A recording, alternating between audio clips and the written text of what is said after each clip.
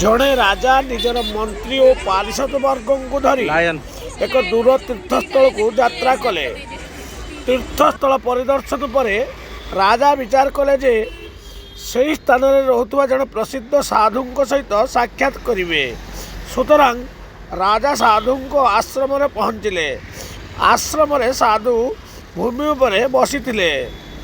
ରାଜା ତାଙ୍କୁ ପ୍ରଣାମ ଜଣାଇବା ପରେ ସେଠାରେ ଛିଡ଼ା ହୋଇ ରହିଲେ। କିଛି ସମୟ ପରେ ସାଧୁ କହିଲେ, ମହାରାଜ ବସି ପଡ଼ନ୍ତୁ। ରାଜା ଇତସ୍ତତ ହୋଇ ଲାଗିଲେ, କାରଣ ବସିବା ଲାଗି ତାଙ୍କୁ କୌଣସି ଆସନ ଦିଆଯାଇନଥିଲା।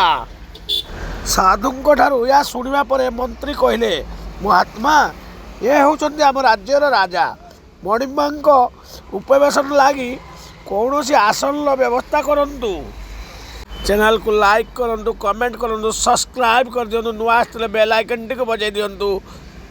ଚ୍ୟାନେଲକୁ ସବସ୍କ୍ରାଇବ୍ କରିବାକୁ ଜମାରୁ ଭୁଲିବେନି।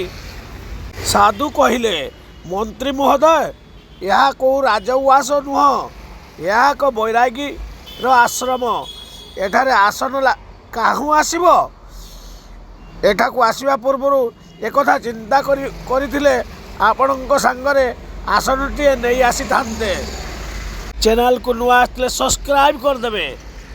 ରାଜା ଏହା ଶୁଣି ନମ୍ର ଭାବରେ କହିଲେ, ମହାତ୍ମା, ଆମେ ଏବେ ରାଜା ନୁହନ୍ତି, ଜଣେ ଯାତ୍ରୀ।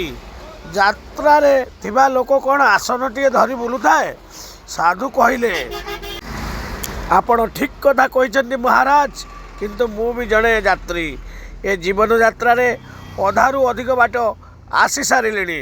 ତେଣୁ ମୋ ପାଖରେ ବି ଆସନ ବସିବାକୁ କାହୁଁ? ରାଜା ସାଧୁଙ୍କୁ ପ୍ରଣାମ କରି ତଳେ ବସି ପଡ଼ିଲେ। ରାଜା କହିଲେ, ମହାତ୍ମା, ଆପଣଙ୍କର ଏଇ ଦୁଇ ଧାଡ଼ିର କଥା ମୋ ସମଗ୍ର ଜୀବନକୁ ପ୍ରଭାବିତ କରିବ।